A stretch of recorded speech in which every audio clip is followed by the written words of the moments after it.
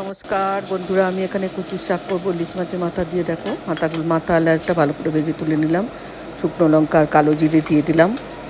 দিয়ে দেওয়ার পরে কচুটা সেদ্ধ করে রেখেছিলাম নুন দিয়ে, জলটা ফেলে দিয়েছি, সেটা এর মধ্যে দিয়ে দিলাম। দিয়ে দেওয়ার পরে নুন, হলুদ, জিরে গুঁড়ো, লঙ্কা গুঁড়ো এর মধ্যে দিয়ে দেবো। ভালো করে ভেঙে নিচ্ছি। নুন দিলাম, একটু হলুদ দেবো, একটু জিরে গুঁড়ো আর সামান্য একটু লঙ্কা গুঁড়ো, শেষে একটু কাঁচা লঙ্কা দিয়ে দেবো।